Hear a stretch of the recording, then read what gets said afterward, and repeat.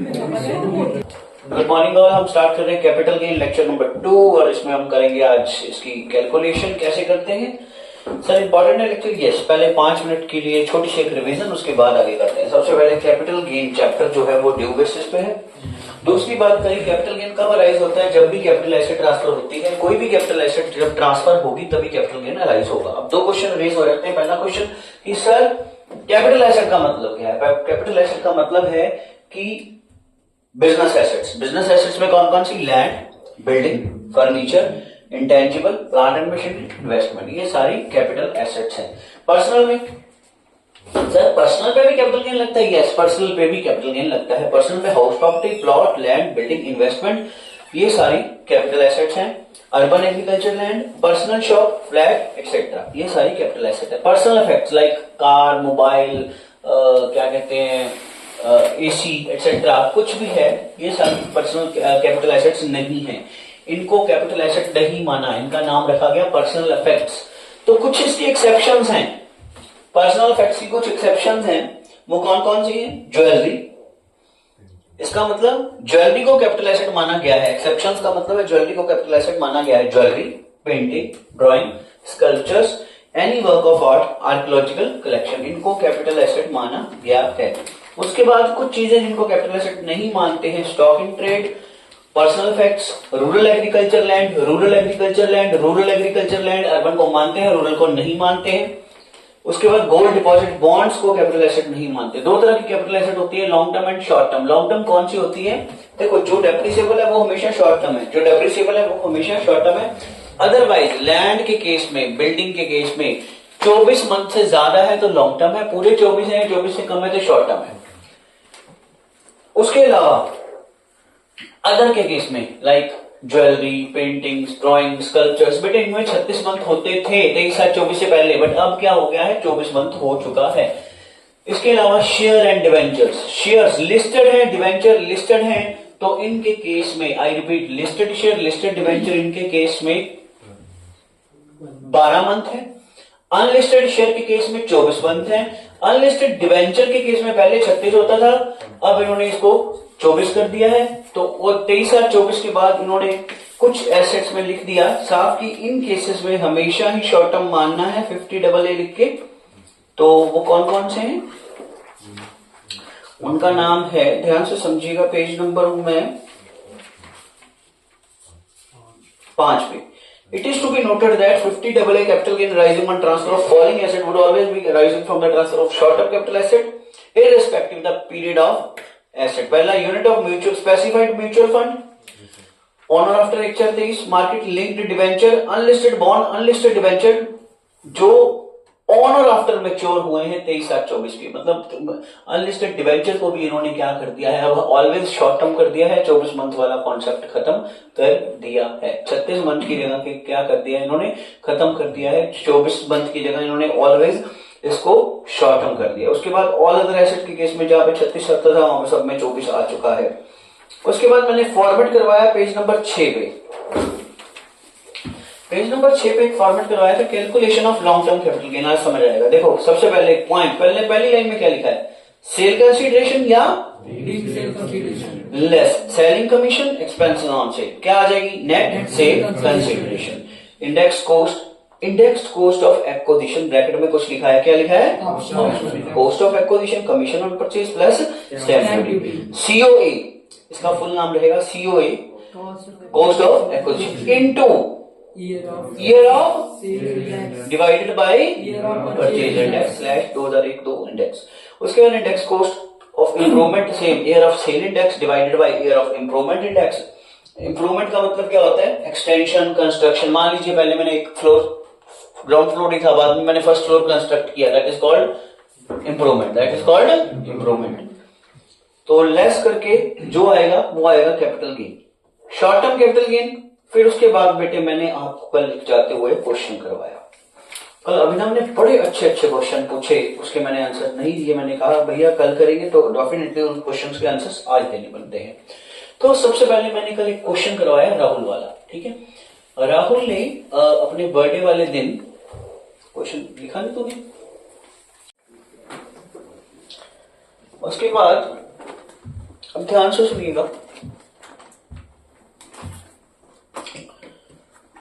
फिर हमने बात करी वो राहुल वाले क्वेश्चन की। राहुल वाला जो क्वेश्चन था उसमें साफ लिखा था कि भैया इसने इस डेट को परचेज किया, ठीक है, और उसके बाद 10 लाख में परचेज किया और उसको कितने में बेचा था उसने? 70 लाख में बेचा था, ठीक है, 70 लाख में बेचा था। उसके बाद बेटे दो तरह की मैंने बातें करी थी। एक तो मैंने सीधा ही माइनस कर दिया, सीधा माइनस करने के बाद मैंने गेन आपको दे दिया 58 लाख, और दूसरा मैंने आपको गेन दे दिया 30 लाख का इंडेक्स लगा के, ठीक है। आपसे मैंने पूछा कि सबसे बढ़िया क्या है, आप लोगों ने बिल्कुल सही कहा कि सर जी इसमें से जो बढ़िया है वो है इंडेक्स लगाना। निर्मला सीतारमन जी ने कल मैंने बात करी थी, इंडेक्स को हटा दिया था। हटाने के बाद उन्होंने ऑप्शन दे दिया सिर्फ लैंड एंड बिल्डिंग के केस में कि अगर ये एक्वायर है और ट्रांसफर हुई है, एक्वायर हुई है बिफोर 23/7/24 से पहले तो आप इंडेक्स लगा सकते हो, बट इंडेक्स लगाने का फायदा है कि नहीं है वो आपको फाइनल कैलकुलेशन में पता चलेगा। कारण क्योंकि जो आपका एलटीसीजी है उसको मल्टीप्लाई करके देखो किसके साथ, या तो 20% के साथ विदाउट इंडेक्स में 12.5% के साथ, जिसमें टैक्स कम बन रहा है वो बेनिफिशियल है, गॉट इट और नॉट। तो इंडेक्स लगाना जरूरी नहीं है, हमें तो भैया उसका टैक्स बचाना है एसएससी का, हमें क्या लेना देना इंडेक्स लगे या ना लगे, ठीक है। उन्होंने प्लानिंग करके सेक्शन 112 में विद इंडेक्स विदाउट इंडेक्स कर दिया। उसके बाद एक बड़ी प्यारी क्वेरी कल, बहुत अच्छी क्वेरी पूछी अभिनव ने, मतलब ये चीज मेरे को बढ़िया लगी कि इसने खुद सोची वो चीज कि सर, पहले इसने दो क्वेरीज पूछी थी। पहले तो इसने ये पूछा, कहता सर जी, मैं क्या, हाँ आप कह रहे हो इंडेक्स लगाना है, मैं क्या यस, बढ़िया है, मैं क्या यस। सर इंडेक्स तो 2001 से स्टार्ट हुआ है, हमने पढ़ा पेज नंबर 13 पे था कल, इंडेक्स पढ़े हुए हैं, 2001 से स्टार्ट हुए। अगर एसेट परचेज करी है 2001 से पहले, अगर कोई एसेट परचेज करी है 2001 से पहले, फिर क्या होगा सर, उस केस में क्या होगा? बहुत अच्छी क्वेरी थी कि अगर कोई एसेट 2001 से पहले परचेज करी है फिर क्या होगा, तो ध्यान से समझिएगा। तो पेज नंबर 7 पे हो बेटे, page number 7,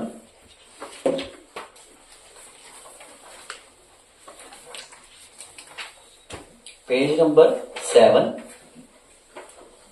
7 number page, concept 2001 मिला। अगर एसेट परचेज करी है, कंस्ट्रक्ट करी है, इंप्रूवमेंट करी है, कौन सी डेट से पहले बिफोर 1/4/2001, इस केस में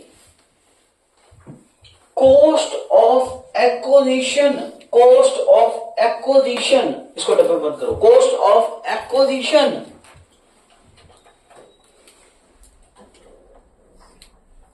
shall be, क्या लिखा है, compared with fair market value as on 1/4/2001। So cost of acquisition only shall be compared, cost of improvement before 1/4/2001 को इग्नोर करना है। मैं रिपीट करता हूं, ध्यान से सुनिएगा। जैसे सर एग्जांपल, इसका एक एग्जांपल लिखो पेज नंबर 7 के बिल्कुल सामने, एक एग्जांपल लिखना। Mister X purchased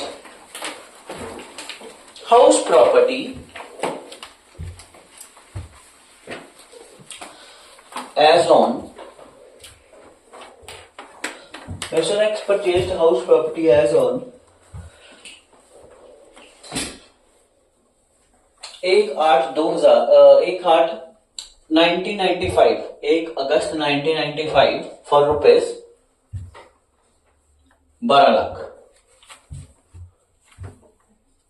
for rupees 12 lakh,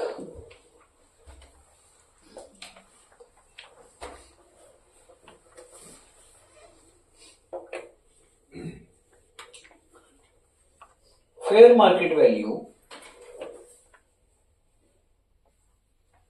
as on 1/4/2001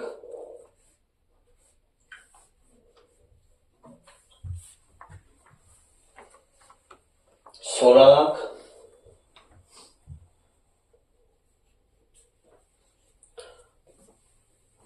16 lakh slash 10 lakh, 16 lakh slash 10 lakh. Calculate COA, cost of acquisition. ये कहते हैं कि भैया अगर कोई एसेट आपने परचेज करी है 1/4/2001 से पहले, तो उस दिन की फेयर मार्केट वैल्यू और इसकी जो एग्जैक्टली कॉस्ट है, कॉस्ट ऑफ एक्विजिशन, वो कितनी थी? Whichever is higher, whichever is, it will become the cost of acquisition. इसको कॉस्ट ऑफ एक्विजिशन मान लिया जाएगा। मतलब सेल कंसिडरेशन, ठीक है जी, सीओ ए जो है, इन दोनों में से क्या उठा ली जाएगी? 16 lakh into year of sale index, year of 2001 2 index, क्योंकि इससे पहले तो इंडेक्स था ही नहीं। अब ये देखो, ये कौन से ईयर का है, ये कौन से ईयर का है, दोनों आपस में मैच कर रहे हैं कि नहीं कर रहे? तो इन्होंने हायर इसलिए बोल दिया कि सम टाइम क्या होता है, फेयर मार्केट वैल्यू डाउन हो जाती है। मान लीजिए फेयर मार्केट वैल्यू आ गई उसकी 10 लाख, तो उसने खरीदी कितने में थी? तो दोनों में से तो क्या उठाया जाएगा? 12 लाख। ऐसे अगर ये बोल देंगे कि फेयर मार्केट वैल्यू पिक कर दी है, तो जो वैल्यू कम होगी फिर वो पिक हो जाएगी, वो गलत हो जाएगा। ठीक है, तो बेस्ट क्या, whichever is higher. I repeat, ये प्रैक्टिस को अडॉप्ट किया गया था, तो आप लोग इसको नोट करिए प्लीज, फटाफट आंसर की इसको जल्दी जल्दी क्विक। तो दूसरे केस में आंसर क्या आएगा आपका? 12 लाख। बट ये छोटे छोटे पॉइंट्स समझ लेना, जोड़ लेना, तभी बड़े क्वेश्चंस होंगे।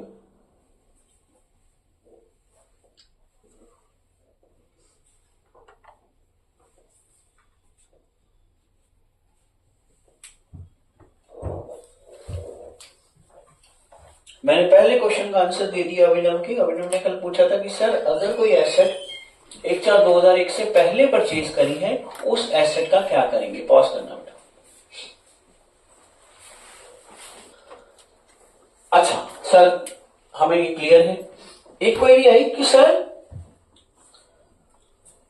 अगर हम इंडेक्स ऑप्ट नहीं करते हैं तो भी ये कॉन्सेप्ट लगेगा? बिल्कुल, ये कॉन्सेप्ट लगना ही लगना है बेटा। फेयर मार्केट वैल्यू 1/4/2001 वाले कॉन्सेप्ट लगना ही लगना है, चाहे इंडेक्स ऑप्ट करो चाहे ना करो। ध्यान से सुनिएगा। दूसरी बात, अब एक बहुत अच्छी इसने क्वेरी पूछी। कहता सर, हाँ,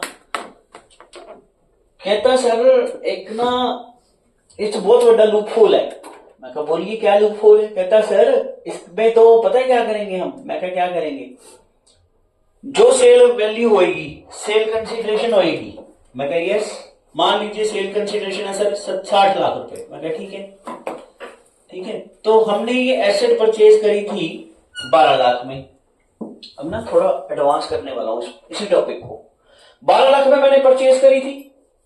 परचेज कितने में करी थी? सेल कंसिडरेशन कितनी है? 60 लाख।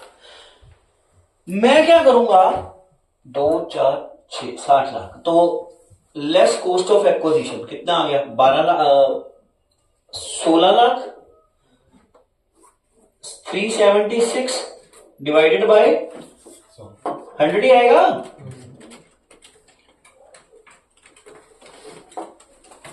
इसको मैं रब कर दूंगा, ठीक है। तो ये कितना आ गया? 60 लाख 16,000।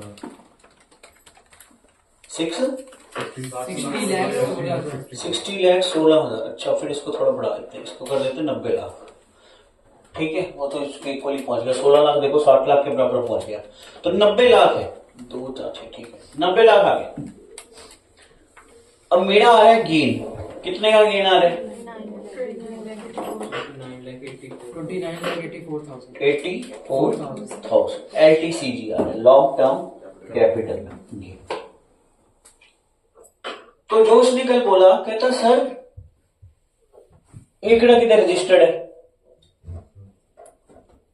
असेसी क्या करेगा? असेसी अपने हिसाब से इस वैल्यू को बढ़ा लो। मैंने क्या किया, मैंने देखा, मैंने कहा यार 29 लाख का आ रहा है। ऐसे करते हैं, fair market value as on हम ना यहाँ पे 16 की जगह 25 करके देख लेते हैं, 25 लाख करके देख लेते हैं। ठीक है, तो मैंने यहाँ पे 16 की जगह 25 लाख कर दिया। 25 लाख कर दिया, ठीक है। तो 25 लाख करके यहाँ पे आ गया 94 लाख, ठीक है। तो ये कट करके 94 लाख पूरा ही हो गया, राइट। तो यहाँ पे आ गया उल्टा 4 लाख का लॉस, कैपिटल लॉस बन गया, ठीक है। जो गेन था वो मैंने लॉस बना दिया। मैंने कुछ नहीं किया, मैंने ना एक फेयर मार्केट वैल्यू जानबूझ के चेंज कर दी। मेरे फेयर मार्केट वैल्यू अपने हाथ में होती है। What is the meaning of fair market value? आपके घर में, आपके एरिया में, गली में कितने में उतने का घर मिल जाता है, वो है फेयर मार्केट वैल्यू। हर गली में अलग रेट होता है, रोड पे अलग होता है, एरिया में अलग होता है, मोहल्ले में अलग होता है, शॉप का अलग होता है, अलग अलग रेट है। कईयों ने तो अपने ही रेट बनाए हुए हैं, हम तो इससे कम देंगे ही नहीं जी। तो फेयर मार्केट वैल्यू तो चेंज बंदा कर ही सकता है। नूर, समझ आ रहा है क्या बोल रहा हूं? फेयर मार्केट वैल्यू कोई भी चेंज कर सकता है। तो भारत सरकार ने एक अमेंडमेंट करी, ध्यान से सुनिएगा। अमेंडमेंट क्या आई? 2020 में आई। कहते, ध्यान से सुनना, अमेंडमेंट क्या आई? सर ये नोट करना नहीं, इसकी नोटिंग की नीड नहीं है, ये जस्ट समझाने के लिए था। अमेंडमेंट क्या आई? कहते जो फेयर मार्केट वैल्यू है, जो फेयर मार्केट वैल्यू है, ये भारत सरकार की registry value, SDV, stamp duty value. बेटे कोई भी प्रॉपर्टी लेने जाते हो, आपके एरिया में रजिस्ट्री होने वाली एक लोकेशन होती है, रजिस्ट्रार का ऑफिस बोलते हैं उसको, पटवार खाना पंजाबी में, ठीक है। वहां पे एक रजिस्टर लगा होता है। गवर्नमेंट ऑफ पंजाब, हमारा यहाँ पे जो है पंजाब गवर्नमेंट, उन्होंने अब हर एरिया की एक वैल्यू डिटरमाइन की है, उसको बोलते हैं स्टैम्प ड्यूटी वैल्यू। क्या बोलते हैं? Stamp duty value. तो लोग जो स्टैम्प ड्यूटी वैल्यू उनके रजिस्टर में है, एफएमवी कभी भी उससे ज्यादा नहीं हो सकती। मान लीजिए एसडीवी रजिस्टर में थी 17 लाख रुपए, हेलो, एसडीवी कितनी थी? एफएमवी में कितनी क्लेम कर रहा हूं? पहले मैं इन दोनों में से विच एवर इज लोअर या हायर? लोअर या हायर? लोअर या हायर? क्योंकि आई रिपीट अगेन, एक बार फिर से, एफएमवी जो है कभी भी एसडीवी से ज्यादा नहीं हो सकती। तो विच एवर इज लोअर, तो दोनों से लोअर क्या? 17 लाख। फिर इसको कंपेयर करेंगे किसके साथ? विच एवर इज, ये बन जाएगी आपकी कॉस्ट ऑफ एक्विजिशन। मतलब इन्होंने पता है क्या किया? फेयर मार्केट वैल्यू का जो लूप होल था उसको तोड़ दिया। तोड़ा कैसे? एसडीवी से। तोड़ा कैसे? क्योंकि एसडीवी कहां होती है? एसडीवी कहां मिल जाएगी आपको?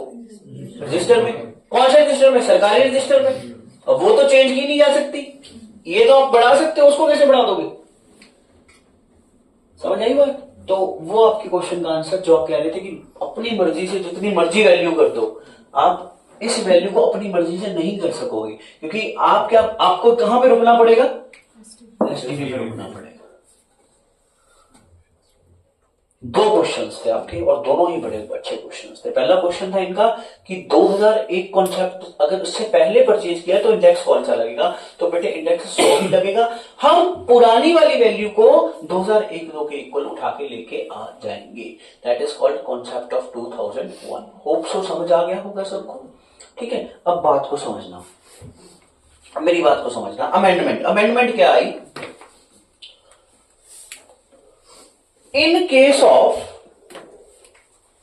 क्या लिखा है? ओनली, सिर्फ इमूवेबल प्रॉपर्टी के केस में ये एसडीवी वाला पंगा है। एफएमवी कॉन्सेप्ट तो हर पॉइंट पे आएगा, बट एसडीवी वाला पंगा जो है वो सिर्फ इमूवेबल प्रॉपर्टी के केस में। ओनली इफ एसडीवी अवेलेबल है कौन सी डेट को? Then what? एफएमवी 1000 की शुड नॉट बी। ये स्टेप ओनली इमूवेबल प्रॉपर्टी की केस में एप्लीकेबल होंगे। स्टेप 1, पहला स्टेप क्या है बेटा? एफएमवी 1001 और विच एवर इज, ये जो वैल्यू निकल के आएगी ये भिड़ेगी किसके साथ? कॉस्ट ऑफ एक्विजिशन के साथ। Whichever is, it shall be treated as cost of acquisition.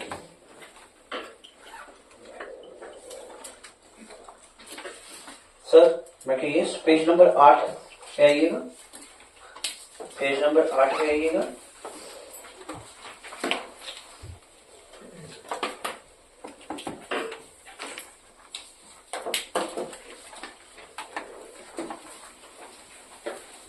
Mister Ishan, मिला ये क्वेश्चन? मिस्टर ईशान ने परचेज करी हाउस प्रॉपर्टी कितने में? 3 लाख में। कब करी? 1995। एफएमबी कितनी है? एसडीवी कितनी है? बताओ बच्चों कॉस्ट ऑफ एक्विजिशन क्या रहेगी? आंसर किस लिखो साथ में पेन से? 4 लाख। पहले तो 5 और 4 लोअर 4 लाख आ जाएगा, फिर भिड़ेगा किसके साथ? 3 लाख के, विच एवर इज हायर। तो दोनों में से क्या आंसर आएगा? 4 लाख। कोई कंफ्यूजन? उसके बाद सेकंड समृद्धि 95 2.5 लाख, 6 25 और 5 75। क्या आंसर आएगा? सेकंड का आंसर क्या आएगा? 5,75,000। थर्ड का आंसर?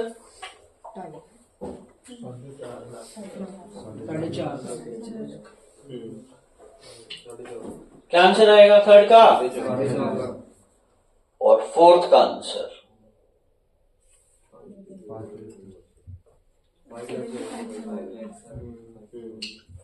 बोलो बच्चों फोर्थ का आंसर क्या है? 5,75,000। पॉज करें बच्चों, आवाज नहीं प्लीज। आज भी माइक नहीं है, कल में भी होना चाहिए। Will try my level best. चाहिए अभी लिखना एक क्वेश्चन लिखना। सर कहाँ पे लिखना है? ये जो पेज नंबर 8 है ना, उसके सामने ही यहाँ पे इंपॉर्टेंट एक क्वेश्चन फॉर एग्जाम्स लिखा हुआ है। यहाँ पे क्वेश्चन लिखना please. Mister X purchased house property as on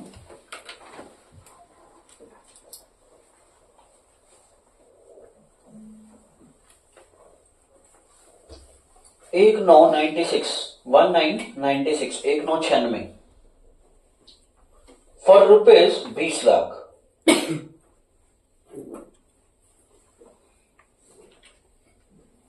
He paid 50,000 brokerage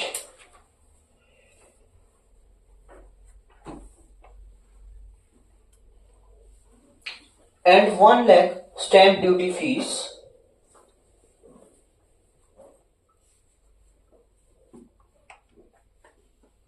at the time of registry. At the time of registry, he constructed first floor. He constructed first floor as on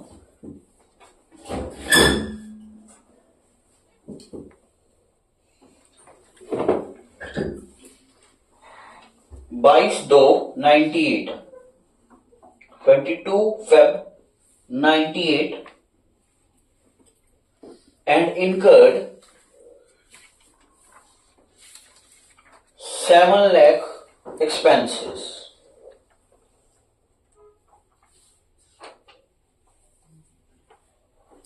fair market value 1/4/2001 27 lakh.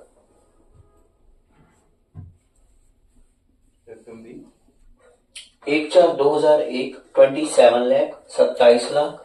SDV 1/4/2001 21 lakh 21 lakh. Calculate COA अपना अपना करके बस लिख के रखो। Calculate COA. मैं pause कर रहा हूं वीडियो को, अपना अपना आंसर लिख के रखिए। आवाज नहीं प्लीज ध्यान से सुनिएगा। मैंने क्वेश्चन डाला अभी, तो उसमें आंसर कीज क्या होनी चाहिए? बेटे आवाज नहीं प्लीज। रिकॉर्डिंग ऑन है। मैंने पहले बोला था कि माइक नहीं है तो डिस्टरबेंस बहुत ज्यादा होगी। जो सुनने वाला बच्चा होता है उसको समझ नहीं आता। फिर 1-2 दिन की बात है, बस आ जाएगा माइक, कर लेते हैं।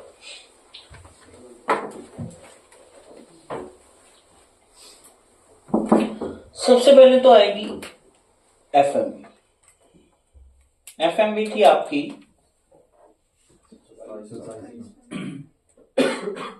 27 लाख, ठीक है जी। एसडीवी 21 लाख। इन दोनों में से विच एवर इज लो, तो यहां पे आएगा 21 लाख। कोई कंफ्यूजन? No sir. तो 1/4/2001 की जो डीम्ड एफएमवी है वो 21 लाख मानी जाएगी, ना कि 27 लाख। Okay sir. ये भिड़ेगी जाके सीओए के साथ, कॉस्ट ऑफ एक्विजिशन। बेटे cost of acquisition, property purchase कितने में करी थी? सबसे पहले प्रॉपर्टी परचेज करी थी 20 लाख में। 2 4 6 प्लस कमीशन कोई पे करी थी? यस, इसकी कॉस्ट का पार्ट माना जाएगा। स्टैंप ड्यूटी फीस पे करी थी? यस, इसकी कॉस्ट का पार्ट माना जाएगा। 2 और 3 5 प्लस इसके अलावा 7 लाख का कंस्ट्रक्शन का खर्चा हुआ है। इसके अलावा क्या हुआ है? 7 लाख का कंस्ट्रक्शन का खर्चा हुआ है। तो लोग क्या करेंगे, कंस्ट्रक्शन की वैल्यू बहुत ज्यादा बढ़ा देंगे कॉस्ट को जंप करवाने के लिए। तो भारत सरकार ने क्या किया है, इन दोनों में से विचेवर हायर उठाया जाएगा, कॉस्ट उठाई जाएगी। वो कहते नहीं, हम कंस्ट्रक्शन को इग्नोर करेंगे। अगर कोई कंस्ट्रक्शन 1/4/2001 से पहले हुई है, उसको हम क्या करेंगे? इग्नोर करेंगे, उसको कॉस्ट का पार्ट नहीं माना जाएगा। यहाँ पे बच्चे फंस जाते हैं पेपर में। तो यहाँ पे आंसर क्या आना था? 21,50,000। बहुत से बच्चों ने उस 7 लाख को कॉस्ट का पार्ट मान लिया। द आंसर इज नो, बिल्कुल भी नहीं। उस 7 लाख को इग्नोर करना है। सर जी आपने कहीं लिखा है? मैं कही यस। पेज नंबर 7 पे, 7 पे पूरे पेज में सबसे बोल्ड, सबसे उसका फॉन्ट बढ़ाकर ही मैंने लिख दिया ताकि आपके ध्यान में रहे। अच्छा हाँ सर, लिखा हुआ है। क्या लिखा है आपने? कॉस्ट ऑफ इम्प्रूवमेंट बिफोर 1/4/2001 को इग्नोर करना है, कॉस्ट का पार्ट नहीं मानना। लिखा हुआ है ना?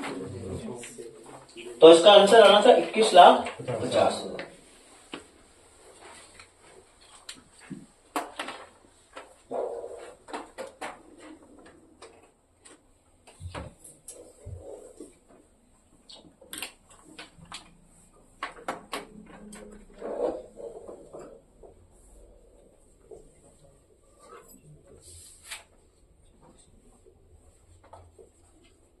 सर हो गया। एक और क्वेश्चन लिखो।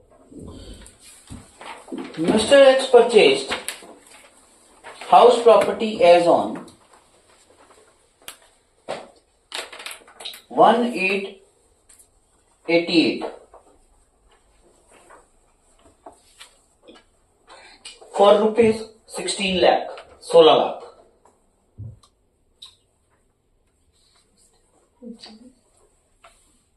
He paid 2% commission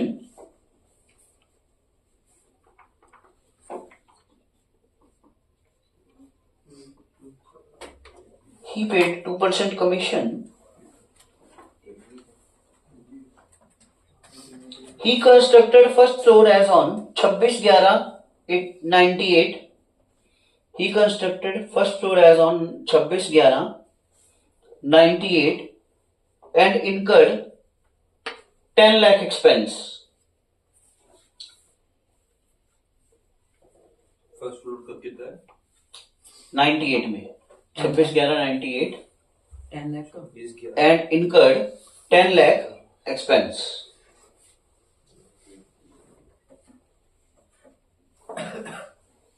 FMV 1/4/2001 20 lakh, 1/4/2001 की 20 lakh and SDV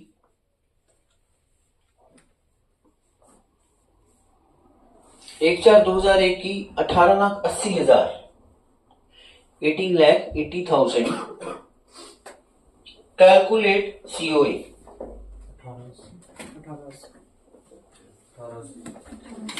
calculate COA.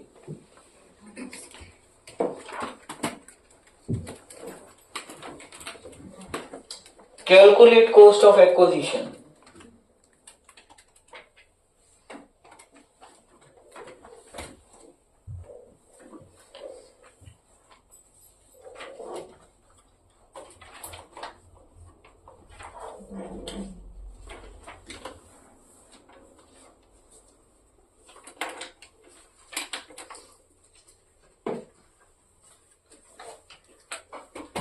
Done? Yes, sir. Done या नॉट डन? पक्का समझ आ गया? Yes, sir. 1880 is the right answer. 10 lakh को इग्नोर क्यों किया? उससे पहले की है तो इग्नोर करना है, उसके बाद की होती तो इग्नोर नहीं करते। बच्चों अगले 3-4 मिनट में आप बहुत इंपॉर्टेंट टॉपिक करवाने वाला हूँ, उसके बाद आप लोग सारे क्वेश्चंस करेंगे। अभी आपकी प्रैक्टिस करवाऊंगा मैं साथ के साथ ही, ठीक है? फिर एक और टॉपिक करवाऊंगा। पेज नंबर 6 पे आइएगा।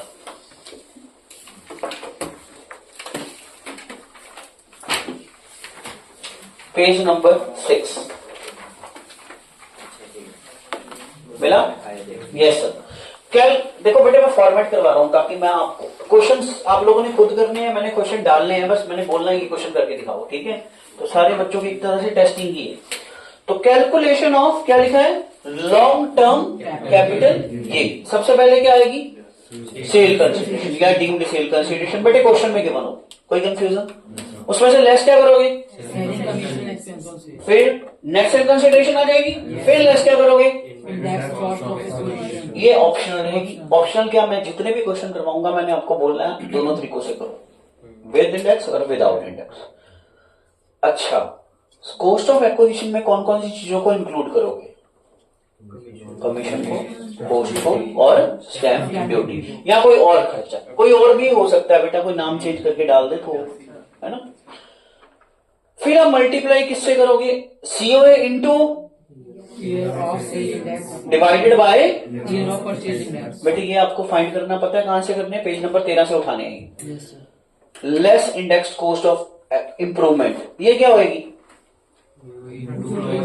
अगर 2001 के बाद कोई कंस्ट्रक्शन करी है तो उसको कंसीडर कर लेंगे। Year of sale index divided by year of improvement index.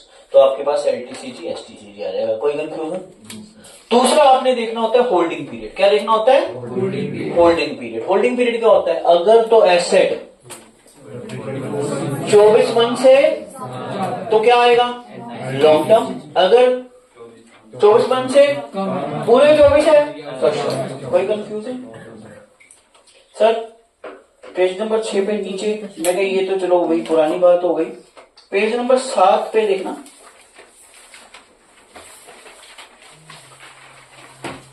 Depreciable asset के केस में क्या आएगा? Sale consideration minus brokerage, net sale consideration minus WDV of block. अगर एसेट एग्जिस्ट करती नहीं है तो आपके पास क्या आ जाएगा? शॉर्ट टर्म कैपिटल गेन या long term capital gain, loss कुछ भी आ जाएगा वटेवर। तो एसटीसीजी आपके पास आ जाएगा। तो आपको याद होगा हमने किया था डेप्रिसिएशन, उसमें से लेस कर देते थे सेल वैल्यू। यहाँ पे उल्टा लिखा हुआ है, सेल को ऊपर लिखा हुआ है, उसको नीचे। तो बात एक ही है। तो आपका यहाँ पे ब्लॉक की वैल्यू 0 कर देते थे और उसके बाद जो बचेगा वो क्या हो जाता था? शॉर्ट टर्म कैपिटल लॉस या शॉर्ट टर्म कैपिटल गेन। हाँ सर क्लियर है। पेज नंबर आ जाओ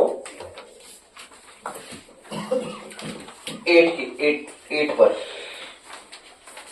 page number 8 question number 5 other practical questions. मिला? बेटे आपने सामने वाले पेज के सेंटर में ऐसे लाइन लगा लेनी है, विद इंडेक्स विदाउट इंडेक्स, और टेक्स्ट भी साथ साथ निकालना है।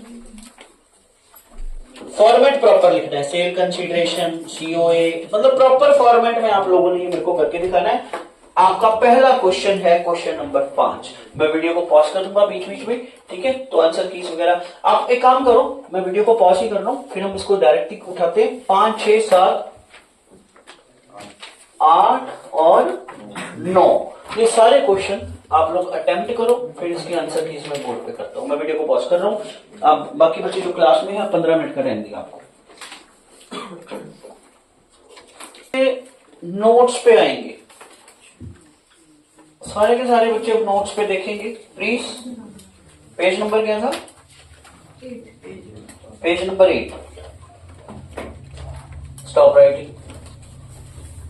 जहां पे हो वहीं पे रुक जाओ, कोई दिक्कत नहीं है। मैं फिर आपको टाइम दे दूंगा, कोई दिक्कत नहीं। जितने हुए हैं इट्स ओके, वो तो टैली करें, आगे फिर मैं टाइम दे देता हूं। Question number 5। मिस्टर एक्स ने हाउस प्रॉपर्टी परचेज करी 6 लाख की। कब करी? 98 में। उसने वो प्रॉपर्टी बेची 15/12/2025, मतलब अपना साल। कितने में? 82 लाख में। एफएमवी है 10 लाख, एसडीवी है 9 लाख। कैलकुलेट कैपिटल गेन अगर आपके इंडेक्स गिवन है तो पहले तो हम 2 कॉलम बना रहे थे। आपको मैंने बोला था विद इंडेक्स, हेलो, और विदाउट इंडेक्स। बेटे ध्यान से सुनना। 23/7/24 से पहले तो इंडेक्स लगता ही लगता था। इसके बाद इन्होंने क्या कर दिया? ऑप्शन दे दिया कि अगर आप इंडेक्स लगाना चाहो लगा सकते हो, नहीं लगाना चाहते हो तो मत लगाओ, वो आपकी मर्जी है। तो सेल कंसीडरेशन क्या आएगी? सबने लिखी है 82 लाख, बिल्कुल सही, यही है। कॉस्ट ऑफ एक्विजिशन क्या आएगी? कॉस्ट ऑफ एक्विजिशन आएगी 9 लाख और 10 lakh, whichever is lower. 9 lakh और 6 lakh, whichever is higher. 9 lakh into 376 divided by, यहां पे आ जाएगा 84,000।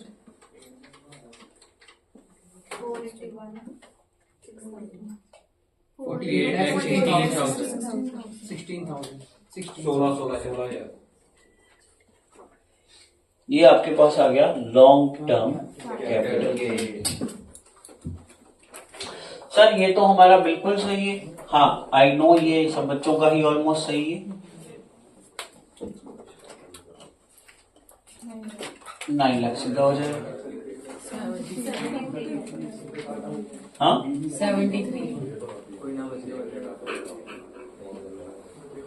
इसको मल्टीप्लाई करोगे 20% के साथ, इसको करोगे मैं इसका tax. What will be your answer अगर फेयर मार्केट वैल्यू 1/4/2001 को 4 लाख होती? उस केस में आंसर क्या होता? 9 लाख और 4 lakh, whichever is lower. 4 lakh, यहां पे आंसर क्या आ जाता? 6 लाख। और यहां पे भी क्या आ जाता? 6 लाख। यहां पे चेंज हो जाता, यहां पे आ जाता, और यहां पे चेंज हो क्या था? 22 लाख 56,000। ठीक है जी, ये चेंज हो जाता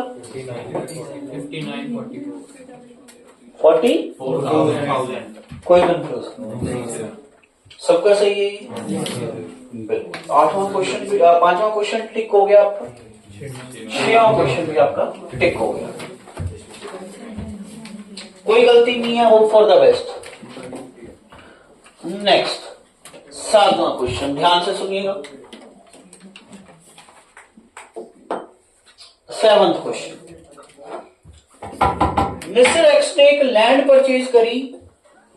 कब परचेज करी? 22/5/2004 को। कितने में परचेज करी? 4 लाख। एफएमवी है 4.5 लाख की, एसडीबी है 5 लाख। 5/9/12 को उसने फर्स्ट फ्लोर कंस्ट्रक्ट किया है, 6 लाख का खर्चा किया है। 13 में फिर उसने सेकंड फ्लोर कंस्ट्रक्ट किया, 9 लाख का खर्चा किया, और उसने 92 लाख बैंक में बेच दिया।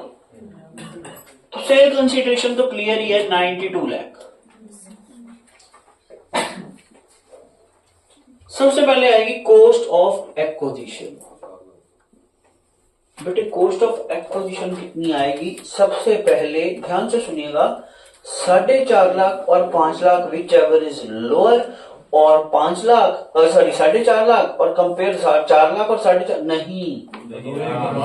नहीं होगा। क्यों नहीं होगा? क्योंकि 1/4/2001 के बाद की परचेज है, इसलिए इसको इग्नोर करेंगे। ये तो मैंने कंफ्यूज करने के लिए डाला है, इसका कुछ कोई भी रोल नहीं है। मतलब सिंपली आना था, सीधा 4 लाख, कोई कंपैरिजन नहीं है, सीधा 4 लाख इंटू 376 डिवाइडेड बाय 113 केड़े साल का है? 2004 4 और 5 का है। कौन सी ईयर का है? 4 और 5 का इंडेक्स है 113। ठीक है जी, तो ये अमाउंट आएगी 13 लाख। अच्छा 13 लाख 30,970 ये एक्चुअली ना इंडेक्सेस के कारण हर बार आंसर चेंज हो जाते हैं, तो पिछले वाले आंसर कोई काम नहीं आ रहे। सिंपल सी बात है, आप लोग ही सही आंसर निकाल के दे दो।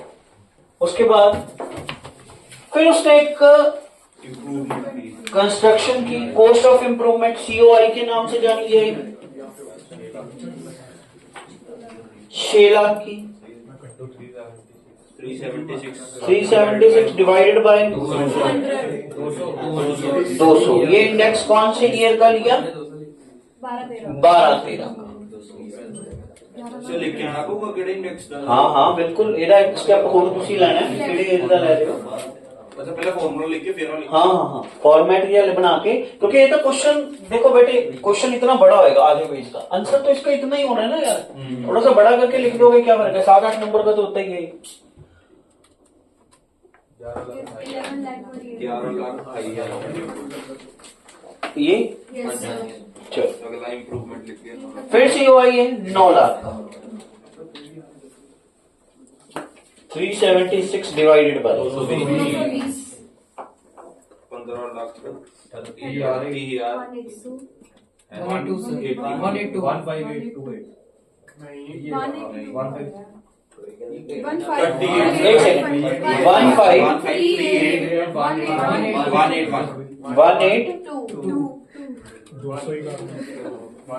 LTCG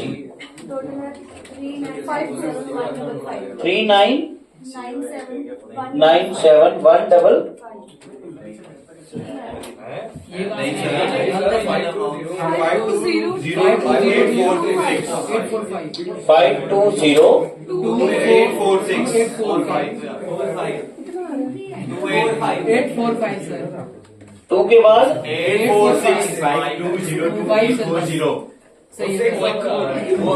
पॉज करते हैं। अगला क्वेश्चन ध्यान से सुनना सर, इधर तो बहुत ज्यादा आसान है भाई। 92 लाख 4 लाख हाँ 6 लाख 9 लाख 73 विदाउट इंडेक्स 12.5% 20%। तो दोनों में से आई थिंक वही बेनिफिशियल हो सकता है। ये इधर ही चलो देखो यार, बीट हो रहा है अभी। अगले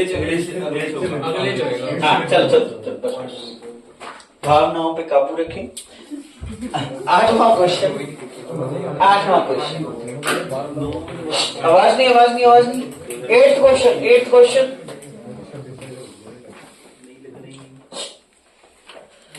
Mr. Jain purchased house property 94 3 lakh. 98 में उसने फर्स्ट फ्लोर कंस्ट्रक्ट किया। यार पॉज करना यार, देखो बेटे, mister Jain purchase house property as on 1/4/94 3 lakh रुपए। 16/10/98 में उसने कंस्ट्रक्शन करी फर्स्ट फ्लोर की and incurred expenses 5 lakh. As on 1/4/2001 FMV है 12 लाख की, SDV है 13 लाख की। पहले तो विच एवर इज लोअर क्या उठाया जाएगा? 12 लाख और 3 lakh whichever is, higher तो कॉस्ट ऑफ एक्विजिशन बन जाएगी 12 लाख।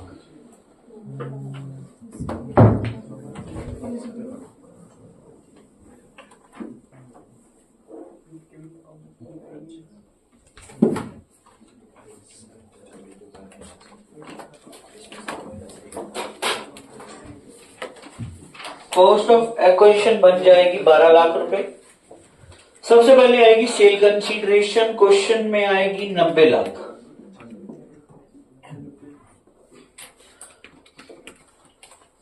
कॉस्ट ऑफ एक्विजिशन बनेगी आपकी 12 लाख।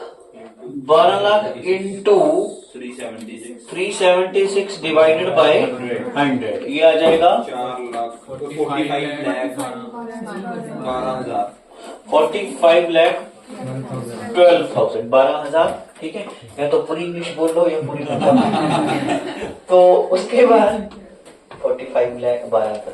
तो ही कंस्ट्रक्टेड फर्स्ट सेकंड फ्लोर, अच्छा फर्स्ट फ्लोर आएगी नहीं, फर्स्ट तो उसने पहले करा हुआ था। ठीक है, उसने सेकंड फ्लोर कंस्ट्रक्ट किया है 1/4/23 को। कितने का?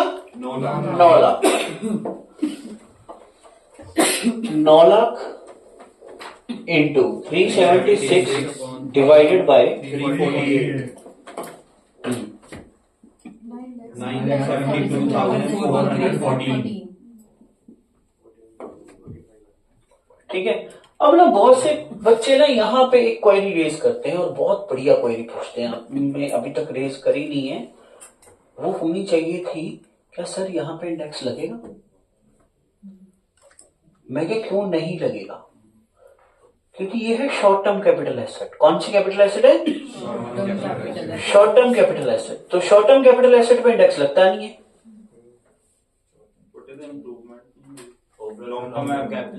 देखो शॉर्ट टर्म कैपिटल एसेट कैसे पता चल रहा है मेरे को? पीरियड 24 मंथ से कम है। पीरियड 24 मंथ से कम है ना? ज्यादा है। हाँ ज्यादा है, यहाँ पे तो ज्यादा ही है। ठीक है, मैं वैसे बता देता हूँ। अगर कोई एसेट जो है, अगर मान लीजिए यहाँ पे 24 मंथ से कम पीरियड होता, तो यहाँ पे बच्चों की क्वेरी आ जाती है कि सर इंडेक्स लगेगा कि नहीं लगेगा। यहाँ पे क्वेरी आ जाती है, हमेशा हर बार आती है कि सर यहाँ पे इंडेक्स लगेगा कि नहीं लगेगा। द आंसर इज यस, लगेगा। कारण क्योंकि ये तो सेकंड फ्लोर है, मेन हाउस प्रॉपर्टी क्या है? वो तो लॉन्ग टर्म है ना यार, तो इंडेक्स लग जाएगा। चाहे ये कंस्ट्रक्शन 24 मंथ से कम भी होती, ये चाहे 24 की हुई होती, 23 की जगह 24 वहां पे डेट होती ना, तो भी इंडेक्स लगना था। समझ आई बात? फिर बस फर्क कितना है, 348 की जगह 363 आ जाता। फिर एक काम करना बेटे प्लीज, वो मैं इस क्वेश्चन को खराब नहीं करूंगा, आप ना यहाँ पे छोटा सा चेंज कर लो। सर अगला क्वेश्चन नहीं अगला नहीं, इसी क्वेश्चन में बेटा, इसी क्वेश्चन में आप जो डेट है कंस्ट्रक्शन की सेकंड फ्लोर की, वो 23 की जगह 24 कर लो। Question number, page number 9, second floor की कंस्ट्रक्शन की डेट चेंज कर लीजिए, 23 की जगह 24 कर लीजिए। आई रिपीट, 23 की जगह 24। अब बताओ, अब यहां पे क्या आना था? 363 ना, देखना इंडेक्स कौन सा 63 है। हाँ जी, यही है ना, अमाउंट चेंज होनी है। सर कटिंग हो जाएगी हमारे क्वेश्चन में, सारा चेंज करना पड़ेगा। जिन्होंने कर लिया है कोई बात नहीं है, वो जरूरी है, ये क्वेश्चन आपके दिमाग में रहेगा। हाँ 9,232,232, ठीक है। अब ध्यान से बात सुनिएगा, second floor holding period less than 24 months है। I repeat, but so question ये है, whether index is applicable? Yes, index applicable. Less than 24 months है, बट इंडेक्स लग जाएगा। रीजन है because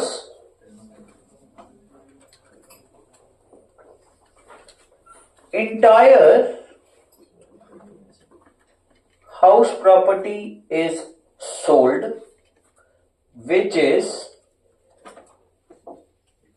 long term capital asset which. तो बच्चे कहते हैं कि सर यहाँ पे इंडेक्स छोड़ देते हैं, हम सीधा कर देते हैं, यहाँ पे इंडेक्स लगा देते हैं, तो लॉजिकल सही हो जाएगा। आंसर इज नो, क्योंकि इंटायर हाउस प्रॉपर्टी है तो सारी प्रॉपर्टी पे इंडेक्स लगेगा या किसी पे भी नहीं लगेगा। ऐसे नहीं होगा कि आधे में इंडेक्स लग जाएगा, क्योंकि इसको आप लॉन्ग टर्म मान लो, इसको शॉर्ट टर्म मान लो, ऐसे नहीं हो सकता। तो इंटायर को ही आप क्या मानोगे, लॉन्ग टर्म मानोगे, तो इंडेक्स लग जाएगा। यस, तो आंसर आ रहा है 355 355 5768 355 के बाद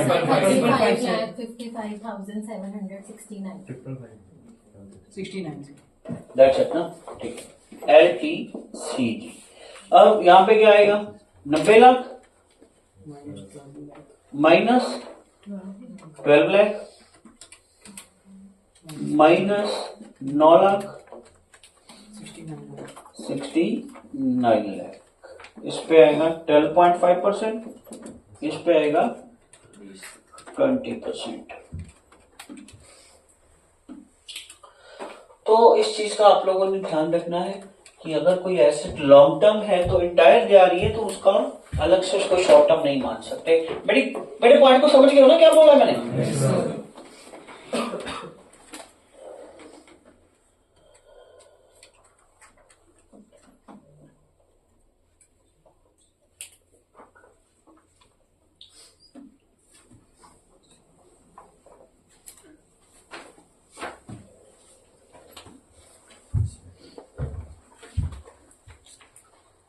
ऑल डन, रिकॉर्डिंग चल रही है ना प्रॉपर? कितने मिनट का हो गया लेक्चर? 47 मिनट का ये और पिछला जो ऐड करना था। तो थोड़ा सा ये बताओ।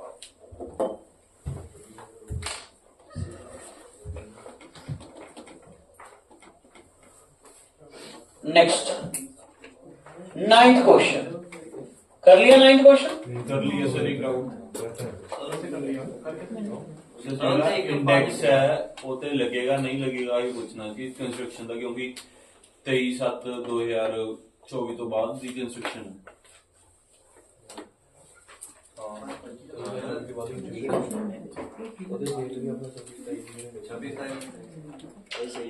बेटे एक सेकंड, इस क्वेश्चन में भी गलत हुआ है। थोड़ा सा गलती ये हुई है कि अपडेट करना चाहिए था मेरे को। जो 9/5/22 है ना, वहां पे 9/5/24 आएगा। 9th क्वेश्चन में 9/5/22 की परचेज नहीं है, ये 9/5/24। आई रिपीट, 9/5/24 की परचेज है। ये सारी की एसेट क्या हो जाएगी, शॉर्ट टर्म कैपिटल एसेट हो जाएगी। क्या हो जाएगी, शॉर्ट टर्म कैपिटल एसेट। मतलब एक क्वेश्चन मैंने शॉर्ट टर्म का डाला हुआ है इसमें, तो वो एक्चुअली क्या होता है, हर साल चेंज होने के कारण ना यहाँ पे गड़बड़ कर दी मैंने, अपडेट नहीं किया। तो ध्यान दीजिएगा, 9/5/22 की जगह 9/5/24 आएगा। 9/5/24 ये शॉर्ट टर्म का पॉइंट था। ये क्वेश्चन को ध्यान से देखिएगा। इस क्वेश्चन में दोनों ही केसेस में इंडेक्स नहीं लगेगा, तो सर ये विदाउट इंडेक्स वाला तो काम ही खत्म है। ये तो सिंपल क्वेश्चन बन जाएगा। अच्छा, मेरे को कैसे पता चला ये शॉर्ट टर्म है? 24 महीने वाले कॉन्सेप्ट। तो कितना पता लगा? 24 महीने वाले कॉन्सेप्ट। तो यहां पे आएगी सेल कंसिडरेशन कितनी आएगी, 36। उसके बाद less COA 16 lakh, less COI कितना, 19,50,000। ध्यान से सुनना बेटे। और इसके आगे जो वर्ड आएगा वो पहली बार क्या आएगा, short term capital. I repeat, sir ये स्पेशल रेट होता है? नहीं, ये स्लैब रेट में ऐड हो जाएगा।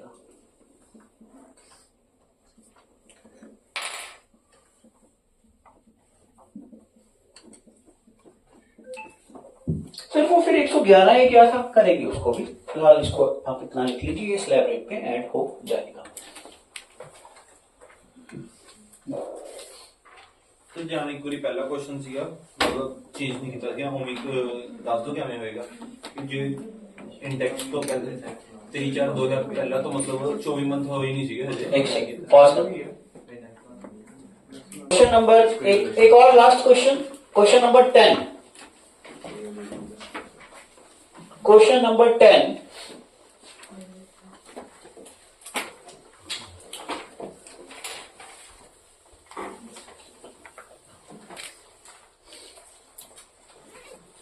क्वेश्चन नंबर 10 इसमें लिखो mister X purchased house property as on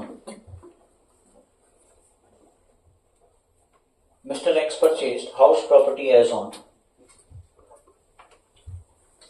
25/7/24 for rupees 25/7/24 for rupees 8 lakh. He sold above house property as on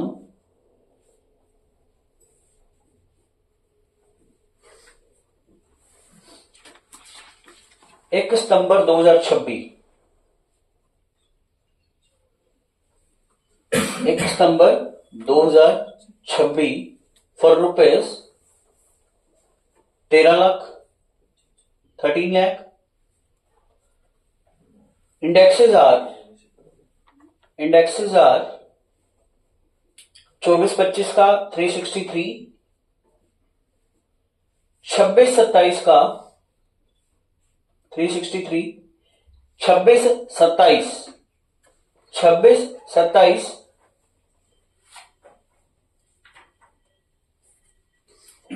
390 assume, ठीक है, एज्यूम किया ये मैंने 390, अभी तक आया नहीं इसका इंडेक्स। तो calculate capital gain for the previous year 26-27। Calculate capital gain for the previous year 26-27। तो आंसर में लिखोगे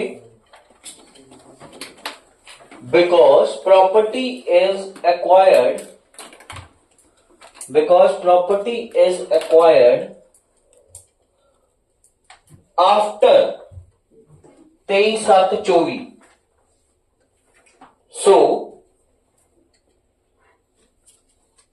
so option of indexation is not available. Option of indexation is not available. So capital gain can be calculated as follows. So capital gain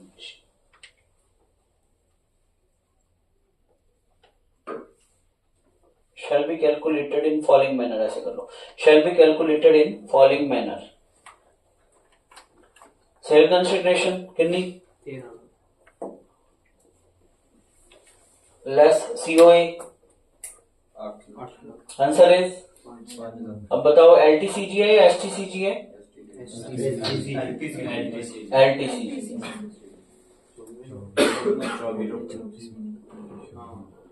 ताही तो बता के पाया गया, बड़े सावधान क्वेश्चन बनाया मैं। तो LTCG है STCG है, बट LTCG है बट इंडेक्सेशन नहीं लगेगी। कारण क्या है कि उन्होंने बोला कि अगर इसके बाद एक्वायर किए तो इंडेक्सेशन है ही नहीं। ऑप्शन सिर्फ पुरानी प्रॉपर्टीज के लिए। ओके, होप सो सारी बातें क्लियर हो गई होंगी। ठीक है, छोटे से 1-2 पॉइंट बस छुट्टी कर दो, छोटे 1-2 पॉइंट्स, उसके बाद छुट्टी कर दो। अच्छा, एक काम जरूर करके आइएगा प्लीज, कल बहुत ज्यादा बढ़िया लेक्चर है, तो आप लोग जितना करवाए उतना रिवाइज करके जरूर आइएगा। पेज नंबर 9, फॉलोइंग केसेस में एसेट को ट्रांसफर नहीं माना जाता। पॉज करना। हेलो बच्चों, ध्यान देना प्लीज। फॉलोइंग केसेस में asset is not treated as transfer, पहला पॉइंट। आवाज नहीं हो रही। फॉलोइंग केसेस में एसेट को ट्रांसफर नहीं माना जाता, पहला point. On distribution of partition of HUF. हुआ क्या, एचयूएफ थी, उन्होंने अपने घर वालों को ही एसेट को बांट दिया है, तो इसको ट्रांसफर नहीं माना जाएगा, कैपिटल गेन राइज नहीं होगा। अंडर एनी गिफ्ट और विल में, वसीयत में बेटे को आ गई है एसेट पिता की, तो उसको ट्रांसफर नहीं माना जाएगा, कैपिटल गेन राइज नहीं होगा।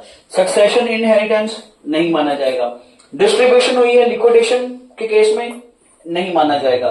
किसी भी होल्डिंग कंपनी ने अपनी सब्सिडरी कंपनी को एसेट भेजी है तो वो बेचना नहीं माना जाएगा। सब्सिडरी ने होल्डिंग को भेजी है तो भी नहीं माना जाएगा। अमलगामेशन के केस में अगर अमलगामेटेड कंपनी को एसेट ट्रांसफर हुई है, नहीं माना जाएगा। Transfer in a demerger of a capital asset by demerged company to resulting company. Demerger हुआ है, जो भी डीमर्ज कंपनी है वो रिजल्टिंग कंपनी को कर रही है एसेट ट्रांसफर, तो वो कैपिटल गेन राइज नहीं होगा। प्रेफरेंस शेयर को इक्विटी शेयर में कन्वर्ट किया है तो भी उसको कैपिटल गेन राइज नहीं होगा, ट्रांसफर नहीं माना जाएगा। रूरल एग्रीकल्चर लैंड, अच्छा मेरी एक बात बताना, दो तरह की लैंड होती है, रूरल एग्रीकल्चर लैंड और अर्बन एग्रीकल्चर लैंड। बेटे रूरल एग्रीकल्चर लैंड कौन सी होती है और अर्बन कौन सी होती है, उसकी मैं डेफिनेशन देने लगा हूं, ध्यान से देखना बच्चों। आपको बताया कि अगर क्वेश्चन में रूरल एग्रीकल्चर लैंड है, चाहे करोड़ की बेची है, 2 करोड़ की बेची है, 5 करोड़ की बेची है, फुली एग्जाम, कोई टैक्स नहीं लगना। बट अगर अर्बन है तो टैक्सेबल, अगर अर्बन है तो टैक्सेबल है, इंडेक्स भी लग जाएगा, सारा कुछ होएगा। अर्बन है तो टैक्सेबल है। ध्यान से सुनना, ये है आपका सिटी, ये सिटी है। अच्छा एक बात बताना, ये सिटी की बाउंड्रीज है, ठीक है सर। ये एग्रीकल्चर लैंड है,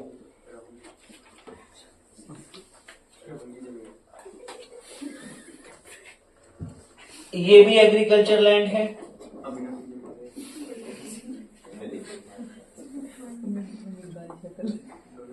ये हर्षित की बंजर भूमि है,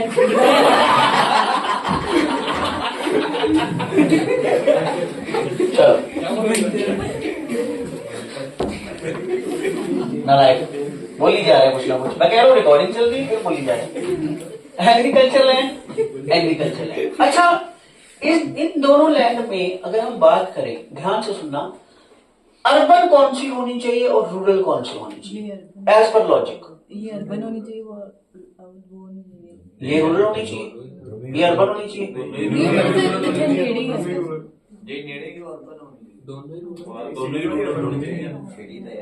ये भी एग्रीकल्चर लैंड है, ये भी एग्रीकल्चर लैंड है, ये बिल्कुल साथ में लग रही है, ये आउटर में है, थोड़ी सी दूर है। तो ध्यान से सुनना, मैं रिपीट करता हूं, ये कॉमन सेंस है, बहुत बढ़िया उसने पॉइंट पिक किया। जो तो सिटी के साथ लगती है वो अर्बन एग्रीकल्चर लैंड है, वो हमेशा टैक्सेबल होती है। मतलब जो लुधियाना सिटी है ना, जैसे अपनी लुधियाना सिटी के आसपास के, जैसे सिटी ऐसा होता है, लुधियाना का ये आलमगीर साहब वाला एरिया जैसे क्रॉस किया आपने, ठीक है, थोड़ा सा इससे पहले ही ये सारी अर्बन आ जाती है। थोड़ा सा और आगे चले जाओगे, विलेज साथ में अटैच हो जाती है, सारी रूरल है। मतलब दो तरह की लैंड है जो आपके सिटी के बिल्कुल साथ लग रही है। गिल्ला पिंड की सारी ही अर्बन है क्योंकि नाल ही स्टार्ट हो जाता है। जो आपकी सिटी के साथ लग रही लैंड है वो है अर्बन एग्रीकल्चर लैंड। जो थोड़ी सी दूर है, सर थोड़ी सी दूर का क्या मतलब हुआ, इसको थोड़ा एक्सप्लेन करोगे? मैं कह यस, इसके लिए सिटी की पॉपुलेशन देखनी है। क्या देखना है? सिटी की पॉपुलेशन। ध्यान से देखिएगा पेज नंबर 10। पेज नंबर 10 मैं ऊपर वाला चार्ट अभी इग्नोर कर रहा हूं, ये इग्नोर कर रहा हूं। उसके नीचे distance, determination of rural agriculture land क्या लिखा है? अच्छा यहां पे ना पेन से लिखो साइड में, if population is less than 10,000, if population is less than 10,000,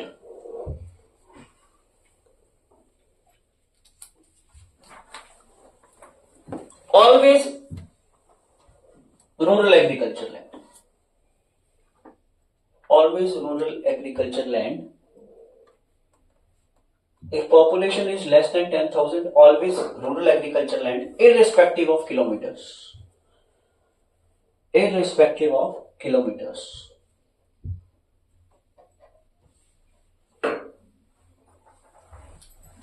बेटे अब ध्यान से देखिएगा, अगर तो पॉपुलेशन 10,000 से 1 लाख के बीच है, क्या लिखा है, 10,000 से 1 लाख के बीच है, इसके आसपास की पॉपुलेशन है, तो 2 किलोमीटर तक की, 2 किलोमीटर तक कौन सी रहेगी, अर्बन। उसके बाद वाली, अगर पॉपुलेशन 1 लाख से 10 लाख के बीच है तो 6 किलोमीटर तक,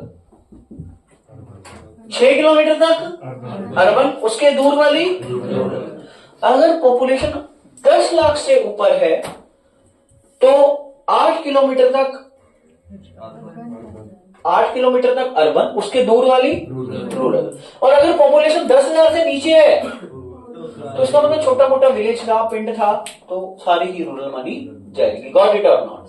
नीचे ना मैंने आपको ये क्वेश्चंस, आपने प्लीज एग्रीकल्चर लैंड पे हैंड रख लीजिएगा और यहां पे आप खुद ही बताइए। अब पहला क्वेश्चन है केस ए, मिला?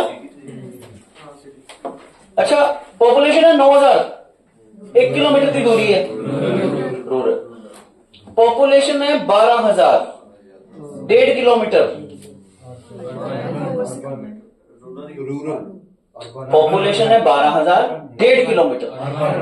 बेटे पॉपुलेशन अगर 10,000 से 1 लाख के बीच है तो 2 किलोमीटर तक अर्बन मानी जाएगी, बताया ना अभी?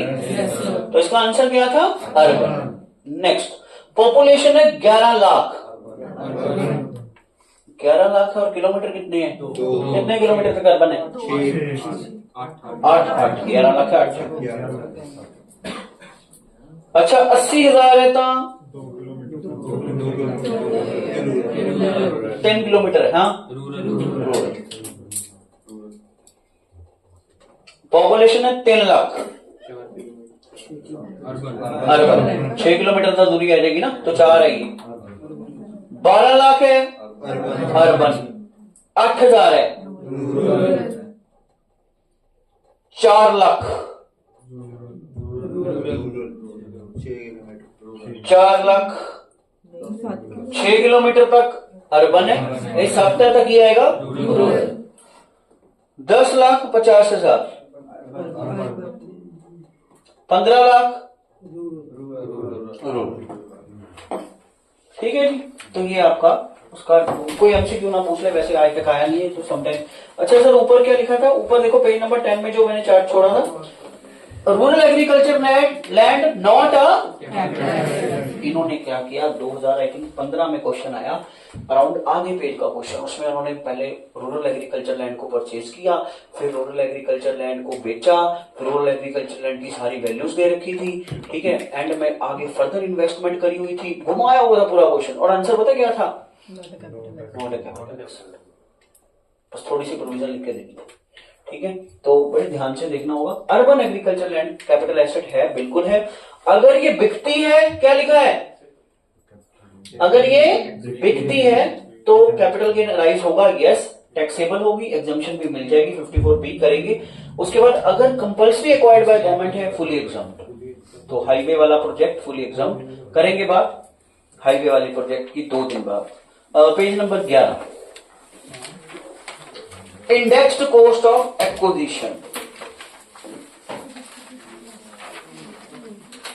Indexed cost of acquisition in the case of long term capital asset क्या आएगा, indexed cost of improvement are deducted instead of simple cost of acquisition, simple cost of improvement.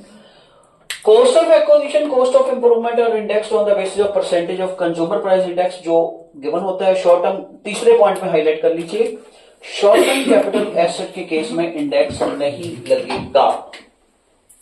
तीसरे पॉइंट को हाईलाइट कर लीजिए, शॉर्ट टर्म कैपिटल एसेट के case में index नहीं लगेगा। इसके अलावा बेटे इन केसेस में इंडेक्स नहीं लगता, पहला पॉइंट।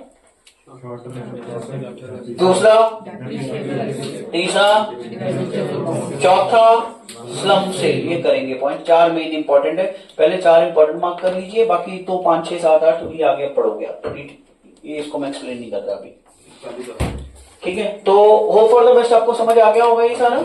उसके बाद जो अगला पेज है, हाँ इसमें ना कुछ नोट्स लिखना है, इंपॉर्टेंट नोट्स लिखना, पेज नंबर 11 में नीचे important notes.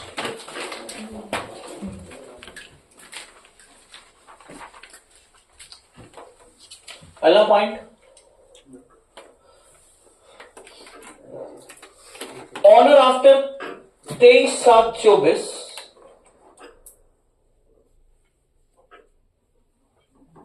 benefit of indexation is not available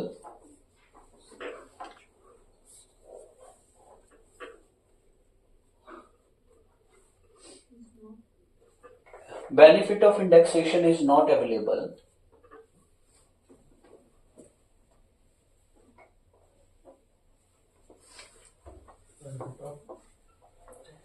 in all assets, in case of all assets, in case of all assets except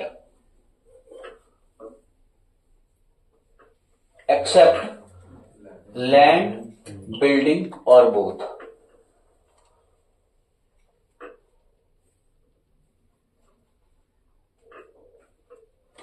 अगला point, if assessee acquired land, building or both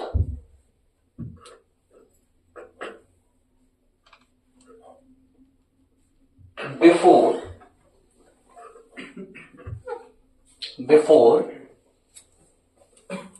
23/7/24 and sold after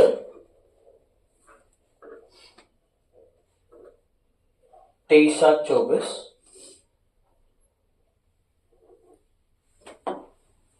and asset is long-term capital asset and asset is long-term capital asset, then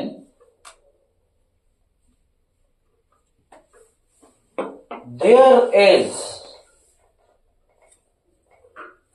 an option, there is an option for assessee to take the benefit of index,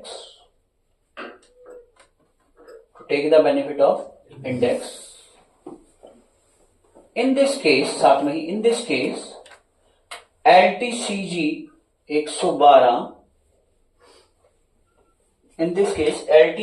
112 at the rate 20%, at the rate 20% will be taxable.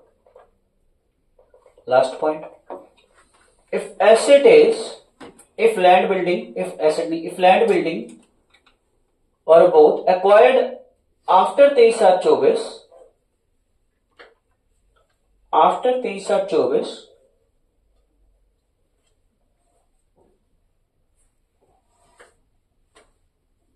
benefit of indexation is not available. Benefit of indexation is not available.